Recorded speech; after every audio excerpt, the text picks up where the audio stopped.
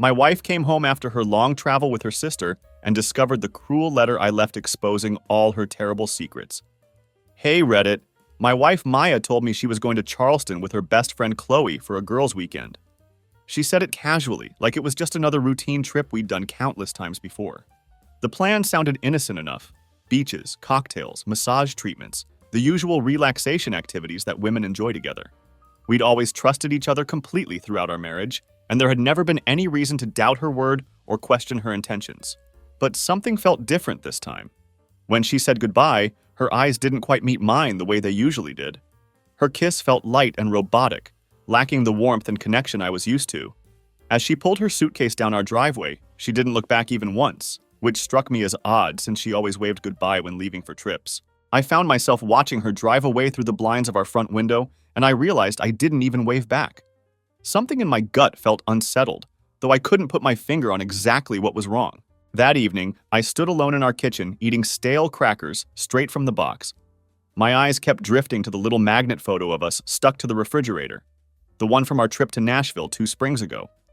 In the picture, her cheeks were red from laughing too hard at something I'd said, and my arm was looped around her like I thought I'd never let her go. Looking at it now, it was funny how it already felt like I was staring at a picture of complete strangers. The days that followed were filled with weird silences that I'd never experienced in our relationship before. There were no spontaneous text messages unless I sent the first one, and no phone calls at all. The only communication I received was a blurry selfie of a martini glass and an overfiltered shot of her feet by what appeared to be a hotel pool. When I checked Chloe's social media accounts, I noticed something strange. Chloe wasn't tagging Maya in anything from Charleston, and in some of the photos, Maya appeared to be home too early based on the timestamps. I only realized this discrepancy after carefully stalking through Chloe's tagged stories, which made me feel uncomfortable about my own behavior. But something was clearly pulling at the threads of Maya's story. The way Maya kept responding with cold, rushed replies and one-word answers was completely out of character. She would type LOL like it was just a placeholder instead of an actual reaction to something funny. Everything about her communication felt distant and mechanical. Despite all these red flags, I didn't say anything to her about my suspicions. I continued with my normal routine, cooking dinner, cleaning the house, going to work, and coming back to a home that somehow felt like it had too much empty air in it.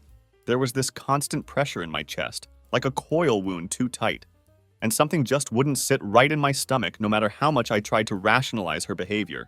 Maya came back on Tuesday night without any advance warning. She didn't text me that she was coming home or give me any heads up about her arrival time. She just walked through our front door carrying that fake tan that only comes from expensive spa treatments and wearing her most expensive perfume like armor. The first words out of her mouth were, "Hey babe, miss me?" Delivered with a smile that felt rehearsed and hollow. Looking at her, I could tell she was exhausted, but not in the way someone gets tired after a relaxing spa weekend filled with massages and poolside lounging. She looked drained and used, like someone who had been running on adrenaline and lies for days. There was something hollow behind her eyes that I'd never seen before. I nodded and asked simply, "Yeah, how was it?" She dropped her travel bag by the stairs and peeled off her jacket like she was in a desperate rush to get out of her own skin. "Good. So relaxing. We really needed it," she said, the words tumbling out too quickly. "Just girl talk, drinks, lots of gossip, you know how it is." Her smile was too hard, too forced, and she didn't ask me a single question about how I'd been or what I had done while she was gone. This was completely unlike the Maya I knew, who would normally pepper me with questions about my days and want to hear every detail about what had happened in her absence. Instead of our usual reunion routine, she took a shower without kissing me hello first. Then she got into bed and immediately started scrolling through her phone like I wasn't even in the room with her. It was as if I had become invisible in my own bedroom. Around 11:47 p.m., her phone lit up with a notification from an app I didn't recognize. It had a purple icon and appeared to be some kind of scheduling application, not a messaging app. I found myself staring at the back of her head in the darkness, watching as her phone continued to buzz and light up her face every few minutes throughout the night. I couldn't fall asleep, my mind racing with questions I was afraid to ask. By morning, she was gone again. She mumbled something about needing to get to the office early for some important meeting, but she left her tablet charging by her nightstand, which was unusual since she normally took all her devices with her. I don't know what came over me, but my hand seemed to move before my brain could argue with what I was doing. I had never gone through her personal belongings before in our entire relationship, but something compelled me to pick up that tablet. When I turned it on, I discovered there was no password protection, which struck me as odd since Maya was usually very security conscious. I didn't have to search for very long before I found what would change everything. Buried deep in her files was a folder labeled Reflections. At first, I thought it might be something work-related, maybe a presentation or some professional documents she'd been working on. Instead, I found a single Word document with no creation date titled, "If I Could Say It to Your Face." When I opened it, my entire body locked up as I began reading what was unmistakably a love letter to another man. His name was Tyler. According to what Maya had written, she met him through a client at some cocktail mixer 3 months ago. She described their first touch like it was pure poetry, writing in vivid detail about the way he looked at her, and how she hadn't felt truly seen like that in years. She wrote about how she let him see parts of her that I apparently never had access to. I kept reading even as my stomach turned to ice and my hands began to shake. She had documented every intimate detail of their relationship, every whispered word between them, and every single lie she had told me while she was secretly with him. The level of detail was overwhelming and nauseating. She wrote that being with Tyler made her feel alive for the first time in years, and that while David, me, was safe, safe isn't real, and safe is beige. She described Tyler as fire, and wrote extensively about how being with him made her feel like a complete woman rather than just playing a role. Then came the sentence that made my ears ring and the room spin around me.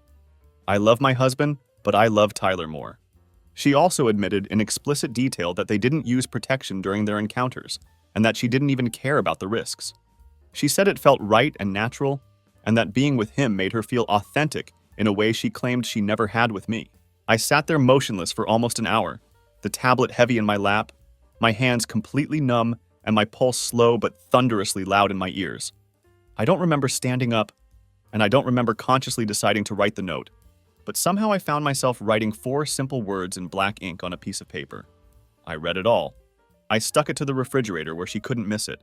I walked out of our house without slamming the door, without packing a bag, without taking anything except my keys, my wallet, and the last few ounces of dignity I felt I still possessed. The next morning she came back and everything changed between us forever. I returned to the house just before sunrise after driving around aimlessly all night. I hadn't slept at all, and while my body was physically awake, my brain felt like it was floating somewhere else, as if I was watching a stranger walk through the motions of my own life.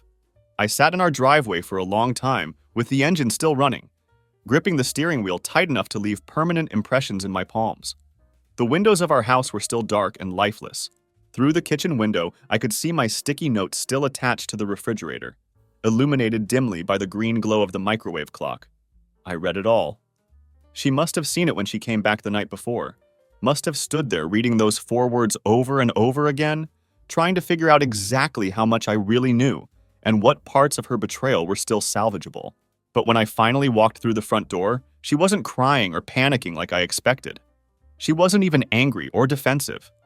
Instead, she was standing in the kitchen casually pouring coffee into her favorite mug, like we hadn't just shattered into a million pieces, like everything between us was completely normal. "Morning," she said, with the same tone she'd used every day for the past 5 years, as if we hadn't crossed a line that could never be uncrossed. I stood there staring at her, waiting for the apology that should have come immediately. I waited for the panic, the human reaction, some acknowledgement of what she had done to us. But she just sipped her coffee and turned around to face me with an expression of mild inconvenience. "I figured we'd talk," she said matter-of-factly. "Talk," I repeated, barely believing what I was hearing. I dropped my keys on the kitchen table with more force than necessary. The sharp metallic sound made her flinch slightly, which was the first genuine reaction I'd seen from her. "Talk about what, Maya?" I asked, my voice rising despite my attempts to stay calm. She actually rolled her eyes at me like I was being dramatic. "Don't do that," she said with obvious irritation. "Don't turn this into some kind of drama. You clearly read something you weren't meant to see, and now you're spiraling out of control." I laughed then, actually laughed out loud. It was sharp and bitter, the kind of laugh that comes when something is so absurd you can't process it any other way. "Spiraling?" I said, taking a step closer to her. "You wrote a love letter to the guy you cheated on me with. You described in explicit detail how he touched you and how much you enjoyed betraying me." Her tone sharpened defensively. "It wasn't a love letter. It was a process. It was me working through my feelings. I stepped even closer, my voice getting louder. You described him touching you in intimate detail. You wrote that you weren't ready to leave me because you weren't finished tasting freedom. You wrote that you loved him more than you loved your own husband. She looked down at the floor like I was inconveniencing her with these inconvenient facts. You weren't supposed to find that file, she said quietly, as if that somehow made everything acceptable. You keep saying that like it makes this better, I said, my voice cracking with emotion. She slammed her coffee mug down on the counter hard enough that coffee splashed over the rim. Fine. You want me to say it? Yes, I saw someone. Yes, I lied to you about where I was going.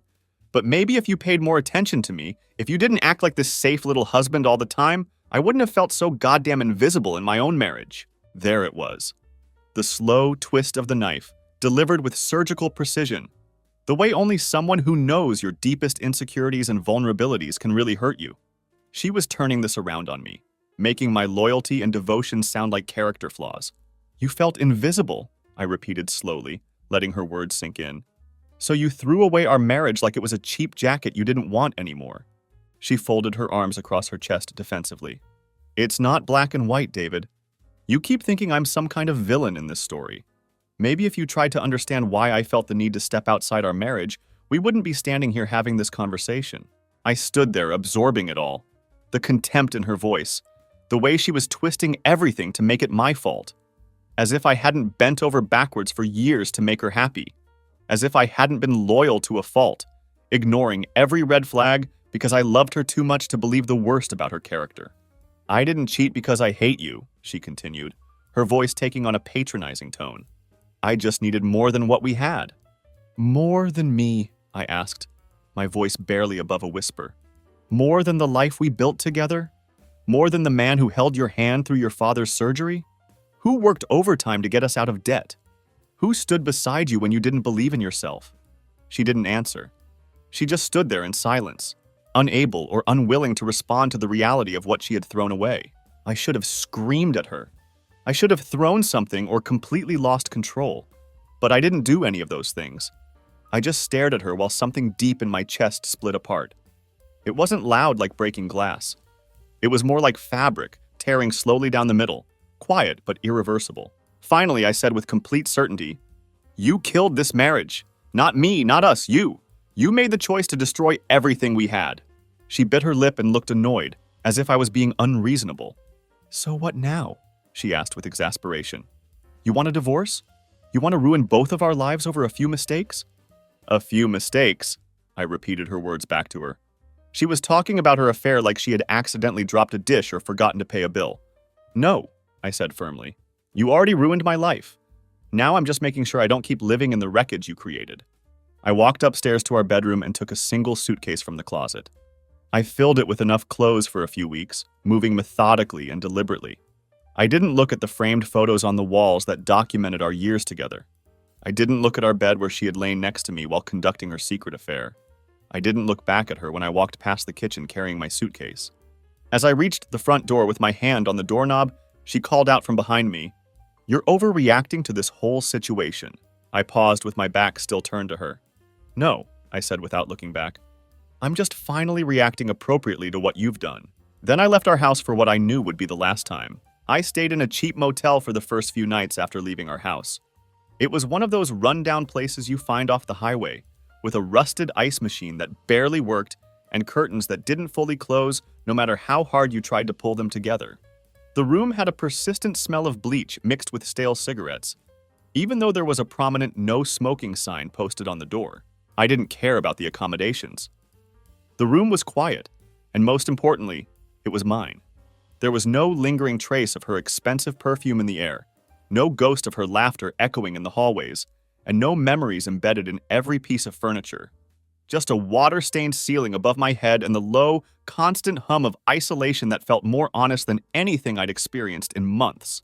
I kept my phone on silent mode, but every hour or so I would glance at the screen to see the growing collection of missed calls and unread text messages. All of them were from Maya, and her name kept appearing with increasing frequency. The messages started coming in waves. David, please just talk to me. You're blowing this way out of proportion. You know I didn't mean to hurt you. I didn't do anything that bad. Please don't tell anyone what happened. Are you with someone else? Is that what this is really about? The irony of that last message almost made me throw my phone across the room. Here was a woman who had conducted a months-long affair, documented it in explicit detail, and somehow had the audacity to suggest that I might be the one cheating. She kept using my name in every single message, like saying David repeatedly would somehow anchor me to her, like it would make me remember who she used to be before she destroyed everything. But the Maya I had known and loved, the woman I had married, had died somewhere between writing I love you and I love Tyler more. That version of her no longer existed, at least not for me. I didn't respond to any of her messages. Instead, I spent those lonely days replaying everything in my head, not just the devastating document I'd discovered, but the entire timeline of our relationship. I thought about the years leading up to this moment, the slow erosion of intimacy that I'd somehow missed or chosen to ignore. I remembered how she used to reach for my hand automatically when we drove together, and how that simple gesture had gradually stopped happening. I thought about the way her eyes used to light up when I walked into a room, and how that spark had faded so gradually that I hadn't noticed when it disappeared completely. A few months ago, I had actually asked her about the change I was sensing. "Are you okay?" I had said one evening while she was tying her hair back in the bathroom mirror. She didn't even look up at me when she answered. "I'm fine, just tired. Always tired," she'd said with a dismissive sigh. I started remembering how she had begun using the word fine like a wall between us, flat, thin, and cold. It became her standard response to any attempt I made to connect with her emotionally. At the time, I had convinced myself it was just work stress or life stress or the normal ups and downs that every marriage goes through. But now I realized she hadn't been tired at all. She had been somewhere else entirely, emotionally and mentally. While I was losing sleep worrying about whether I was doing enough, saying enough, or being enough for her, she was already writing love notes to another man who got to see parts of her that I never even knew she was hiding from me. By the 4th day of staying in that motel, I decided I needed to go back to the house. Not for her, and not to reconcile, but for myself. I needed to see our home with completely different eyes, to confirm that I wasn't losing my mind, and that I hadn't imagined the fundamental change in our relationship. When I walked through the front door, I found her curled up on our couch with her knees pulled up to her chest, wrapped in a blanket like she was the one who had been abandoned and left behind. Her hair was unwashed and greasy, and there were several empty wine glasses scattered across the coffee table in front of her. When she saw me standing in the doorway, her eyes lit up for just a second. "David," she whispered, like my return was some kind of miracle she'd been praying for. "I'm not staying," I said immediately, crushing whatever hope had flickered in her expression. "I just came back for the rest of my things." The hope in her face cracked instantly, replaced by something closer to desperation. "Can we at least talk about this like adults?" she pleaded. I nodded toward the wine glasses on the table. "Was that what you did with him?" I asked. "Sit around and talk like this? Share intimate conversations over drinks?" She stood up too quickly, nearly losing her balance. "You don't get to do that," she said, her voice rising with indignation. "You don't get to punish me like I'm some cartoon villain. I'm a human being, David. I made a mistake." I walked past her toward the stairs. "Stop calling it a mistake," I said, without turning around. "You packed a bag, you flew across the country, you booked a hotel room, and you fucked someone else. That's not a slip-up or an accident. That's a series of deliberate choices." She grabbed my wrist as I tried to pass her, not hard enough to hurt, but firmly enough to make me stop. "I didn't mean for it to go that far," she said quietly. I pulled my arm away from her grip. "But it did go that far, Maya. It went exactly as far as you wanted it to go." She was quiet for a long moment, and when she finally spoke, her voice was barely above a whisper. "Do you still love me?" That question hit me like a physical blow. Like she hadn't just shattered everything we'd built together. Like love was a simple switch I could flip back on if she just looked sad and vulnerable enough. I looked at her for a long time, really studying her face. "I think I loved who you were," I said slowly and deliberately. "And maybe that version of you is still buried somewhere inside the person standing in front of me. But I don't know this version of you. The one who lies so easily. The one who writes about tasting freedom while I'm home doing laundry and wondering if you're okay." Her lips started to tremble and her eyes filled with tears. But somehow no actual tears fell. They weren't real tears. They were performed tears, designed to manipulate my emotions. She didn't say anything else after that. She just stood there and let me go upstairs to pack the last of my clothes and personal belongings. I didn't rush through the process. I moved slowly and deliberately, with a sense of purpose I hadn't felt in months. The silence in the house felt different this time, like it belonged to me again instead of being something that was suffocating me. Before I left for good, she followed me to the front door one last time. "Do you hate me?" she asked in a small voice. I opened the door and paused on the threshold. "No," I said honestly, "but I don't trust you anymore. And without trust, what's left between us?" She didn't try to stop me from leaving again. I walked out into the late afternoon sunlight, and this time I didn't look back at her or at the house. I knew I would never return to either one. It's strange the first time you sleep in a new bed, knowing with absolute certainty that you'll never go back to the old one. It's not just about the physical mattress or the space itself. It's about all the history that comes with it. The echoes of conversations, the place where you laughed together until your sides hurt, where you cried during difficult times, where you whispered half-drunk confessions under tangled blankets, and where you made plans for a future that no longer exists and never will. I moved into a small rental unit on the west side of town, a modest one-bedroom apartment located above a bakery. Every morning, I woke up to the comforting smells of fresh bread and vanilla wafting up through the floorboards. The landlord who rented it to me was a straightforward older man who said simply, "Most of the tenants here are quiet people. You'll be fine." I didn't bother responding because I didn't care about potential noise from neighbors. I signed the lease that same morning, paid the first and last month's rent in cash, and started the process of rebuilding my life from scratch. As I was leaving after completing the paperwork, the landlord casually observed, "New start, huh?" I stopped at the threshold and looked back at him. "Something like that," I replied. He smiled knowingly. "Nothing wrong with starting over," he said. "Beats staying somewhere you're not wanted." There was something profound about that simple statement, "where you're not wanted," that stuck with me for days afterward. Because that's exactly what my situation had been, though I hadn't been able to articulate it so clearly before. It wasn't just about betrayal or lies or even the affair itself. Maya had made a deliberate choice to put herself in someone else's arms because she wanted to be there. She had stayed there emotionally and physically, and she had written about the experience like it was the most thrilling chapter of some romance novel, while I was still trying desperately to be her partner in a story she had already mentally checked out of. The process of moving my belongings out of our house completely was emotionally draining but necessary.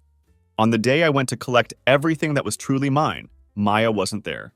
She had sent me a text that morning asking if we could talk when things cooled down, but I didn't respond to her message. I brought my friend Jordan with me to help with the heavy lifting.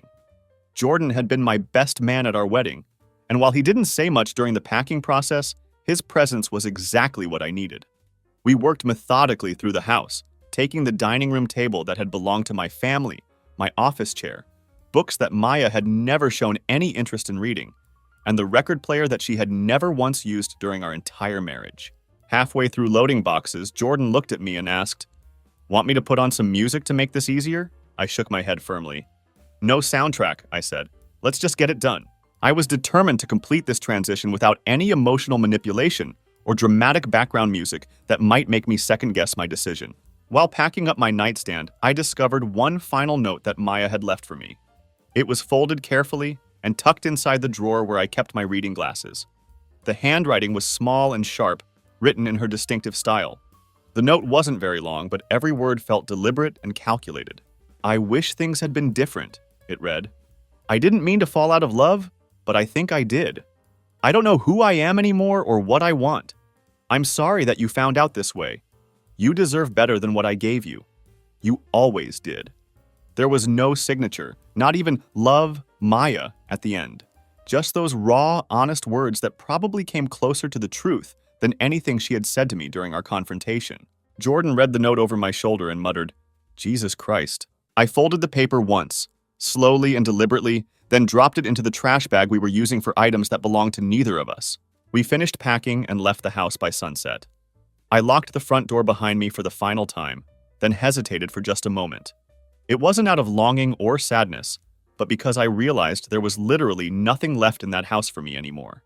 No lingering scent that reminded me of better times, no warmth that felt like home, no thread worth pulling or connection worth preserving. I left the house keys in the mailbox and walked away from that chapter of my life forever. Later that night, Maya called my phone. I watched it ring without answering, then listened to the voicemail she left. Her voice sounded different, smaller somehow, and less confident than the woman who had tried to gaslight me in our kitchen just days before. "David," she began, "I'm going to start therapy. I know that doesn't fix anything that's already broken, but I thought you should know. I've been talking to Tyler less and less. It's not what I thought it was going to be. I think I screwed everything up completely, and now I don't even know what I want anymore. But I miss you. I miss us. I'd give anything to rewind time and make different choices." I didn't respond to her voicemail, and I never would. Because here's what I had learned through this devastating experience. You don't fight for someone who deliberately lit the match and then watched you burn just to see if you would scream. You don't go back to a house that turned off all its lights while you were still inside trying to find your way. And you don't beg to be chosen by someone when you were supposed to be enough the first time around. The most important realization was that Maya hadn't just betrayed me. She had turned me into her backup plan, her safety net while she went out to find herself in another man's bed. She had kept the door to our marriage propped open just enough so she could come crawling back if her adventure didn't work out the way she had fantasized it would. A week went by before I heard her voice again. Not through a phone call or a voicemail this time, but her actual voice speaking to me in person. I was leaving the coffee shop near my new apartment, the one with the burnt espresso and mismatched chairs that had somehow become part of my new routine, when I saw her. Maya was leaning casually against my car like she had every right to be there. No warning, no text message asking if we could meet, no reasonable explanation for how she had even found me. She was dressed like she had somewhere important to be, wearing boots I'd never seen her wear before and a leather jacket zipped halfway up. She held sunglasses in her hand instead of wearing them, and most notably, she wasn't crying or even pretending to be emotional. She looked like someone who had carefully decided what role she wanted to play in this particular scene. The misunderstood protagonist waiting patiently for the man who had walked away to finally realize his mistake and come to his senses. I stopped walking when I was still 2 steps away from her. "What are you doing here, Maya?" She tilted her head slightly as if my question was unreasonable. "You changed your phone number," she said, though we both knew that wasn't true. "No," I replied flatly. "I blocked you." She actually smiled a little at that, like my honesty was somehow charming. "You always were direct about things." I didn't smile back or engage with her attempt at light-hearted banter. She sighed dramatically and shifted her posture. "Look, I just wanted 5 minutes to talk. That's all I'm asking for. I'm not here to beg or make some big scene. I just thought maybe we could have a real conversation for once." I glanced behind her and saw a couple walking by, holding hands and carrying coffee cups. They looked normal, uncomplicated, real, everything that Maya and I would never be again. "I think we already had that conversation," I said. "Not really," she countered. "You walked out before we could actually work through anything. I needed space to explain my side of things." "You wrote everything you needed to explain in that document," I said, my voice growing harder. "And everything else you told me afterward was just you trying to control the narrative and minimize the damage." Her face hardened as she realized I wasn't going to be manipulated. "That's not fair, David?" "No," I said, stepping closer to her. "You know what's not fair? You lied to me for months while conducting an affair. You slept in our bed next to me every night knowing you were with someone else. You planned that entire trip, Maya. You bought the plane ticket, you packed the suitcase, you booked the hotel room, and then you wrote about the whole experience like it was some beautiful dream you didn't want to wake up from. So tell me again what part of any of that is supposed to be fair to me." She looked down at the ground, and for the first time since this whole nightmare began, I saw something in her expression that wasn't guilt or grief. It was pure defeat. "I didn't know what I was doing," she said quietly. "It just happened one moment at a time. I didn't go looking for this situation, I swear to you." I actually scoffed at that ridiculous statement. "You took a flight across the country, Maya. You crossed state lines to be with him. That's not one moment at a time. That's a carefully executed plan." The silence stretched between us for several long seconds. Finally, she looked up and said, "I ended things with him. It's over between Tyler and me." "I don't care," I said without hesitation. "I'm not your consolation prize. I'm not your reward for finally realizing that he wasn't what you thought he would be. You didn't just betray our marriage. You turned me into a placeholder, a safety net while you went out and found yourself in another man's bed. You left the door to our relationship propped open and expected me to just wait on the porch like a faithful dog until you decided what you really wanted." She stepped forward, trying to close the distance between us. "I didn't mean for you to find that file, David. But you wrote it anyway," I said. "So who was it really for?" She opened her mouth to respond, then closed it again. clearly struggling to find an answer that would make sense. Finally, she said something that revealed more about her psychology than anything else she'd told me. I think I wanted to be seen, even if it meant being caught. I stared at her for a long time, processing what she had just admitted. She had wanted to be discovered. Part of her had wanted me to find out about her affair because it would force a crisis that she was too cowardly to create herself. She shifted her weight uncomfortably under my gaze. So that's it then? We're just nothing to each other now? I shook my head slowly. No, Maya. We're not nothing. We were everything once upon a time. And then you killed it. You murdered what we had. So no, we're not nothing, but we're absolutely done. She looked like she was about to cry. And I think she genuinely believed that showing vulnerability would somehow move me or change my mind. But it didn't affect me at all. I loved you, she whispered, as if that simple statement could somehow undo everything she had done. No, I said with complete certainty. You loved yourself with me watching. You loved having someone who adored you while you figured out what else you wanted. Then I got into my car, started the engine, and drove away, leaving her standing alone in that parking lot. And for the first time since this entire ordeal began, walking away from her didn't hurt the way I thought it would. It felt like finally taking back control of my own life. The first full breath I took that felt completely free came days later, and it happened in the most unexpected place. I was standing in a grocery store aisle, staring at a shelf full of different hot sauces, trying to decide which one to buy. I know it sounds completely ridiculous, but something about that simple moment hit me harder than any of our screaming matches or sleepless nights had. I was just standing there holding a bottle of habanero garlic sauce, and suddenly I realized this was the first time in years that I had picked something purely because I wanted it. Not because Maya liked it, not because it was something we typically used together, not because we had established it as our favorite during our Friday night taco tradition. Just me, making a choice based solely on my own preferences, selecting a damn hot sauce. And that's when the full weight of my situation finally sank in. I had built an entire life around someone who was never really building one back with me. I had been so focused on being the perfect partner for her that I had gradually lost touch with my own desires, my own tastes, my own identity outside of our relationship. I had to completely relearn how to function without orbiting around her needs and preferences.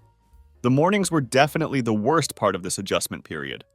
Waking up in my quiet apartment with no sounds of her brushing her teeth in the bathroom, no half-brewed coffee waiting for me in the kitchen, no familiar footsteps echoing in the hallway. Just sunlight streaming through the windows and empty space, and a version of myself that I didn't immediately recognize anymore. But piece by piece, day by day, I started taking my life back from her influence. I deliberately changed all of my daily routines. I deleted every single playlist we had created together and started making completely new ones. Music that was louder, messier, and less carefully curated than anything we had shared. I stopped trying to anticipate what she would have wanted and started focusing on what actually appealed to me. I got a haircut that she had always said didn't suit my face. As it turned out, she was completely wrong. It looked great on me. I made a conscious decision to stop checking her social media accounts. And eventually I reached a point where I stopped even wanting to know what she was doing or who she was with. People around me gradually started noticing that something significant had changed in my life. My mother asked if everything was okay between Maya and me during one of our regular phone calls. I told her simply that we were separated, and thankfully she didn't press me for details or try to offer unsolicited advice about working things out. Jordan understood the situation better than anyone else because he had witnessed some of the packing process. He didn't say much about it most of the time, but one evening he handed me a beer and made an observation that really stuck with me. Some bridges need to burn completely, he said. You don't owe her water to put out the fire. At work, I stopped volunteering for extra hours and overtime shifts that I had previously taken on to afford the lifestyle Maya wanted us to maintain. I started taking actual lunch breaks instead of eating at my desk, and I used that time to sit alone and read books again. I began sleeping real, restorative sleep. Not the kind where your body is horizontal, but your brain is running endless laps trying to figure out what's wrong in your relationship. Maya continued trying to text me periodically, but with less frequency than before. Her messages always had different emotional tones, as if she was experimenting with various approaches to see which one might be most effective. One day she would send regretful messages, another day she would try a flirty approach, and sometimes she would get philosophical, as if we were characters in some grand, misunderstood love story that just needed the right perspective to make sense. David, do you ever think about how we started? One message read. Do you remember our anniversary trip to New Orleans? Another time. Do you think if I hadn't gone to that conference where I met him, things would be different between us? And then, do you hate me for what I did? And finally, I miss my friend. I miss having you as my friend. I didn't respond to any of these messages, no matter what emotional angle she tried to take. I wasn't her friend anymore. I was the man she had systematically buried with a smile on her face and a plane ticket in her hand. What really helped keep me grounded during this period was starting to write in a journal. I know it sounds like some kind of self-help cliche, but it wasn't the result of any therapeutic revelation or advice from a counselor. It just happened naturally one night when I sat down and started making a list of everything I could remember about our relationship. Not the good parts that nostalgia tends to highlight, but the real, honest parts that I had been ignoring or minimizing. I wrote down all the looks she used to give me when she thought I was being too emotionally sensitive. I documented the way she would dismiss my attempts at emotional honesty by calling them drama. I recorded all the times she had made me feel small or inadequate in front of other people, then laughed it off as if she was just joking around. I filled 3 entire pages in one sitting, and when I was finished, I flipped back to the beginning of what I had written. Across the top of the first page, I wrote in red ink, "Don't forget what it actually felt like." I did this because I understood that time has a way of softening even the sharpest edges of pain. Memory has a tendency to make you second-guess your own experiences and question whether things were really as bad as you remember them being. I knew that if I allowed myself to forget the reality of how she had treated me, I might eventually start missing her again and romanticizing what we had shared. And that was the real danger I needed to protect myself against. Not her text messages, not the physical memory of her body next to mine, not even the echo of her laughter that sometimes played in the back of my mind. The real danger was the idealized version of her that I wanted to remember, the version that my heart kept trying to resurrect. But that version of Maya, the loving, loyal, committed woman I thought I had married, had never actually existed. At least not for me, not in the way I had believed and needed her to. It was around month 2 when the silence started feeling like a gift instead of a punishment. The constant buzzing of my phone finally stopped, and the "just thinking about you" messages that had been arriving sporadically dried up completely.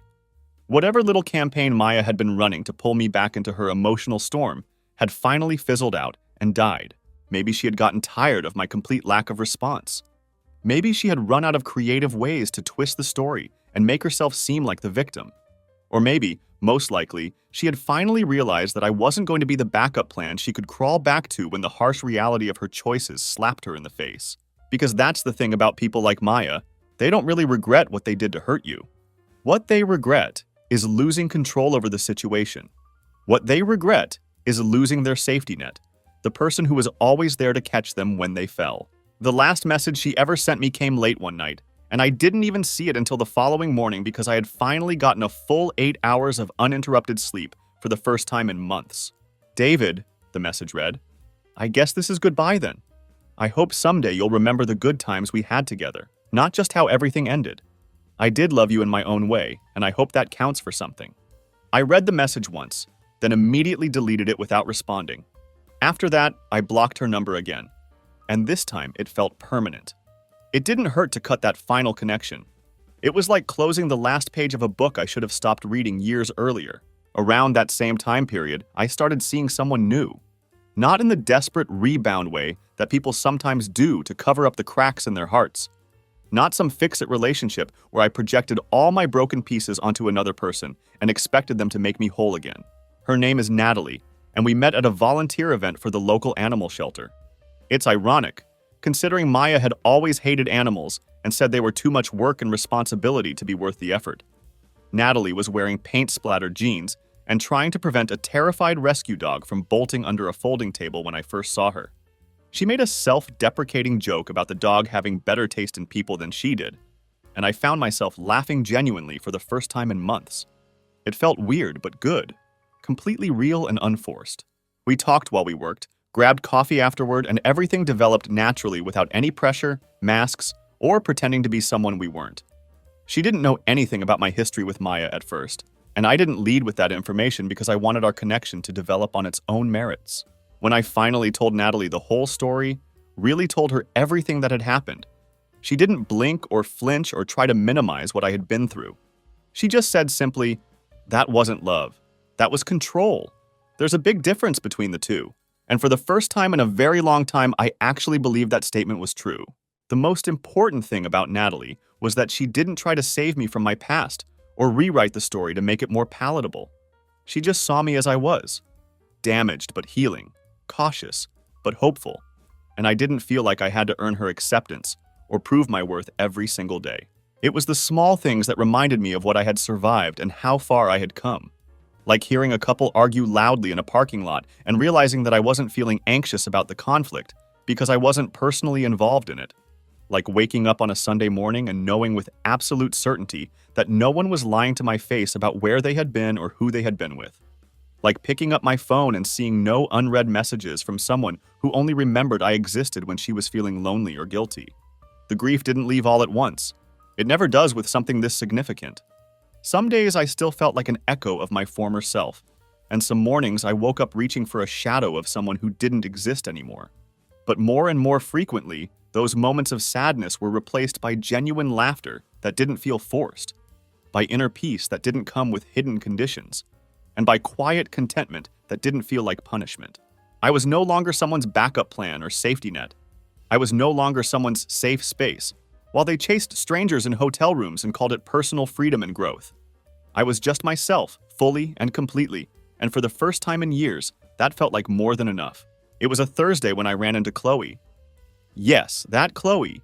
The best friend Maya was supposedly with during the now infamous Charleston trip that had started this entire nightmare. I hadn't seen her since our wedding, and she looked noticeably older now, but there was something sharper about her appearance. Her eyes seemed more tired, and her voice carried more weight, like she'd been carrying around knowledge that didn't belong to her. She spotted me near the entrance of a downtown bookstore and called my name like she wasn't entirely sure if she should acknowledge me.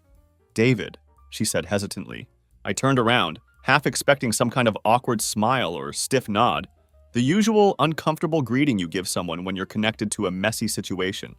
But instead, she walked directly over to me with her arms folded tightly across her chest, like she was literally carrying weight that didn't belong to her. "I was hoping I wouldn't run into you," she said, then quickly clarified. "I don't mean that the way it sounds." I raised an eyebrow. "All right," I said, waiting to see where this conversation was heading. She exhaled deeply, like she had been holding her breath for months. "Look, I didn't know what Maya told you about that trip, about my involvement in it." My jaw tensed automatically, and she must have noticed my physical reaction because she watched me very carefully before continuing. "I didn't go with her to Charleston," she said plainly. "I didn't even know she was leaving town until weeks later.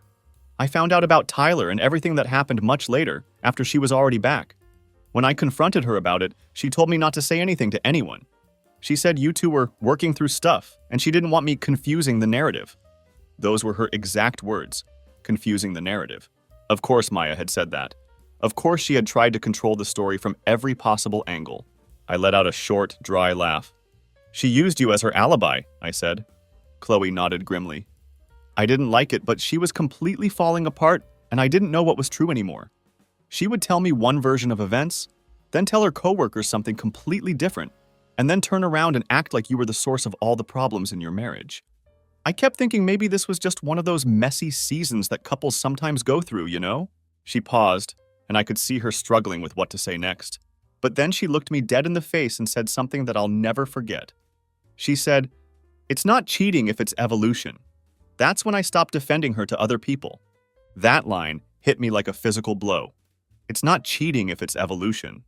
The kind of statement you only make when you're desperately trying to rewrite basic morality with clever-sounding phrases and philosophical justifications. "I'm sorry, David," Chloe said sincerely. "You didn't deserve any of what she put you through." I nodded. "I know," I said simply. She hesitated before continuing. "She's not doing great, you know." "Maya, I figured as much," I replied. "She's not with Tyler anymore either. That whole thing fell apart pretty quickly." I looked Chloe straight in the eye. "I'm not surprised," I said. "They weren't building anything real together. They were just escaping from problems they didn't want to fix in their actual lives." Chloe winced slightly, recognizing the truth in what I had said. "Yeah, that's exactly what it was." Before she walked away, she paused and made one final offer. "If you ever want to know the full story about what really happened, I can tell you everything I know. but I shook my head without hesitation. I've heard enough stories, Chloe. I'm done living inside of Maya's version of reality. And just like that, she was gone, disappearing into the crowd of people moving through downtown. I stood there in the afternoon breeze, feeling something significant shift inside me. All the lies, all the performative guilt, all the elaborate smoke and mirrors Maya had constructed around her choices, all of it was finally fading away, like fog disappearing under direct sunlight. The most important realization was that I didn't hate Maya anymore. I didn't even wish her harm or hope that she would suffer for what she had done to our marriage. I just didn't need her anymore, in any capacity whatsoever. That was the real turning point in my healing process. Not the initial confrontation when I discovered her betrayal, not the day I moved out of our house, not even the beginning of my relationship with Natalie. It was this moment of quiet certainty, the understanding that Maya no longer had any power over who I was becoming. She could no longer reach me with her guilt, her manufactured charm, or her carefully phrased almost apologies that were designed to manipulate rather than heal. The story of David and Maya was completely finished, and I was already in the process of writing something infinitely better for myself. Life didn't change overnight after my encounter with Chloe. It wasn't cinematic or dramatic like something you'd see in a movie. There was no triumphant music swelling in the background as I walked into the sunset with Natalie's hand in mine, and there was no neatly tied-up scene where I delivered some perfect final comeback and disappeared into a new chapter like a Hollywood ending. The real healing process was much quieter and more gradual than that. Genuine recovery happens in the small details of daily life. It happened in the way I learned to cook meals for just one person without feeling lonely or pathetic. It showed up in how I could leave my laundry in the dryer for too long without anyone sighing in disappointment or making passive-aggressive comments about my domestic skills. It revealed itself the first time I laughed so hard at something that I completely forgot who I used to be when I was with Maya. I found myself returning to who I really was in bits and pieces. At the gym during late-night workouts, on long walks through the city with no particular destination in mind, and during extended phone calls with Jordan where we talked more honestly about life and relationships than we ever had before. Jordan said something during one of those conversations that hit me like a freight train. It was simple, but it completely reframed how I understood what had happened to me. "She didn't break you, man," he said. "She just reminded you who not to trust with your heart again." That observation stuck with me for weeks because it was absolutely true. What Maya had done, the betrayal, the gaslighting, the casual way she tried to rewrite objective reality even after I had read every word of her hidden confession, all of it had torn through me like a hurricane. But what had really damaged me wasn't the affair itself. What had broken me was the years I had spent loving someone who had already emotionally walked away from our marriage. It was the slow realization that loyalty without reciprocation is essentially a form of slow suicide. I had been pouring my energy and devotion into someone who was no longer genuinely present in our relationship. Natalie never tried to replace Maya in my life or compete with her memory. She never once compared herself to my ex-wife or asked me to explain why Maya had done what she did. That's what made Natalie fundamentally different from anyone else I could have ended up with. We didn't talk about Maya very often, and when the subject did come up, it was always in a healthy, productive way. There was one conversation over dinner where I finally told Natalie the complete story of my marriage and its destruction. She didn't interrupt me with questions, didn't offer unsolicited advice, and didn't try to analyze Maya's psychology or motivations. She just listened carefully to everything I said, and when I was finished, she made one simple observation that cut straight to the heart of the matter. "That must have been so incredibly lonely for you." And that was it. She saw the part of my experience that most people completely miss when they hear about infidelity. It wasn't just the cheating that had devastated me, and it wasn't even the elaborate web of lies Maya had constructed. It was the profound loneliness of staying loyal to someone who had already left me emotionally, months before she ever packed a suitcase for Charleston. Maya had been like a storm, loud, sudden, unpredictable, and thrilling in her intensity. Natalie, by contrast, was like the steady calm that comes after the downpour ends. She knew how to sit comfortably with silence, and she didn't flinch or become anxious when I was quiet for extended periods. She didn't need to be the center of attention in every room we entered together, and she showed up consistently every single time. Not with grand romantic gestures or dramatic declarations, but with simple presence and genuine peace. One evening, several months into our relationship, we were lying on the couch together watching some mindless television show with our feet tangled up together. Out of nowhere, Natalie said, "You're not afraid to exhale anymore." I looked at her curiously, and I realized she was absolutely right. I wasn't constantly bracing myself for the next crisis anymore. I wasn't watching for shadows or red flags in every corner of our relationship.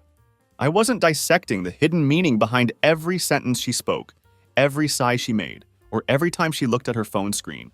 For the first time in years, I felt genuinely safe. Not because someone had promised me I was safe, but because no one was actively making me doubt my own instincts and perception of reality.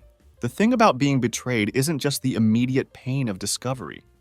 It's what comes afterward, the way it makes you question your own instincts, your memory of events, and your fundamental worth as a person. You carry that self-doubt with you like invisible baggage until something or someone gives you permission to finally put it down. Natalie didn't explicitly give me permission to let go of that baggage. Instead, she made space for me to heal at my own pace, quietly and patiently, without pressure or expectations. And in that safe space, I gradually found myself again. Not as Maya's husband, not as the victim of her betrayal, but simply as myself whole, standing upright and free from the weight of someone else's choices. It's strange how peace doesn't announce itself with fanfare or dramatic revelations. It doesn't knock loudly on your door or blaze through your life like anger and rage do. Instead, it just settles in quietly one day, almost unnoticed, like dust particles floating in afternoon sunlight. I was sitting at a red traffic light waiting for it to change when I suddenly realized that I wasn't angry anymore. Not numb, not bitter, not even resentful, just completely done with carrying Maya's betrayal around like a heavy weight. I felt genuinely free from the entire experience. The Maya chapter of my life didn't simply vanish or disappear entirely. It's still there in my personal history, and it always will be. What happened between us shaped me as a person and taught me valuable lessons about relationships and human nature. But that chapter no longer defines who I am or controls my emotional state. She doesn't get to be the central character in my life story anymore. She's just one page in a much larger book, a page that burned for a while, but didn't succeed in destroying everything else. There was a time when I thought I would never be able to think about Maya without experiencing sharp emotional pain. I believed that every song that reminded me of her, every familiar corner of our town, every random whiff of her shampoo scent from a passing stranger would reopen some invisible wound and send me spiraling back into grief and anger. But time, when you actually let it do its quiet, persistent work, doesn't just dull the sharp edges of painful memories. It completely redraws the entire map of your emotional landscape. And on my new map, there's no trace of Maya's influence anywhere. There's just me, moving forward with clarity and purpose. I didn't need closure from her to move on with my life. I gave that closure to myself through my own choices and healing process. I learned that genuine love isn't supposed to make you constantly anxious about your partner's loyalty. I discovered that real loyalty isn't a leash that binds you to someone who doesn't appreciate your devotion. I understood that trusting someone doesn't mean ignoring your gut instincts because you're afraid to confront uncomfortable truths. I don't regret loving Maya during the time when our relationship was genuine. What I regret is staying committed to her after she had already stopped loving me back. In a twisted way, I'm actually grateful for what she taught me through her betrayal. She showed me exactly what I will never tolerate again in any future relationship. She demonstrated what real partnership is not, and she gave me a crystal clear understanding of what authentic love should look like. Because now I know what it feels like to be chosen without question or hesitation. I know what it's like to be truly seen by someone without having to perform or prove my worth constantly. I understand what it means to be enough for another person without having to ask or beg for their attention. Natalie and I continue to take our relationship slowly and deliberately. I'm not rushing to recreate what was broken in my marriage, and we're not playing house or pretending to be something we're not. We're living authentically and honestly with each other. Some days in our relationship are light and effortless, while others carry more emotional weight, but there's complete honesty between us now. And I'll take that genuine transparency over beautiful illusions any day of the week. The last time I saw Maya was about 8 months ago, and the encounter was completely anticlimactic. She didn't notice me at all. She was walking through a shopping center parking lot with someone I didn't recognize. She looked physically smaller somehow, not in terms of her actual size, but just reduced in presence and energy. She laughed at something her companion said, but even from a considerable distance, I could tell it wasn't genuine laughter. It was the same performative laugh she used to give when she wanted to be liked by someone, not the sound of actual happiness or joy. I didn't feel anything significant when I saw her. No anger, no sense of loss, not even mild curiosity about who she was with or what she was doing with her life. Just a profound sense of relief, because she wasn't my responsibility anymore. She wasn't my problem to solve or my burden to carry. And that realization wasn't a tragedy or something to mourn. It was my escape, my freedom, my second chance at building something real and lasting. So if you're reading this story and you recognize yourself in my situation, if you're currently sleeping next to someone whose phone face down on the nightstand hides an entire secret life, if your instincts are screaming warnings that you keep silencing with hope and denial, if you're constantly walking on eggshells around someone who makes you feel like you're asking for too much when you expect basic honesty, please listen to that inner voice. You're not crazy. You're not overreacting to suspicious behavior. You're not being too sensitive or demanding too much. You're just in love with someone who has already emotionally left the relationship, even if they're still physically present. And no matter how beautiful the beginning of your story was, if the ending requires you to lose yourself completely just to survive it, you need to close that book permanently. I did exactly that, and I promise you with complete certainty that peace and genuine happiness are waiting for you on the other side of that difficult decision.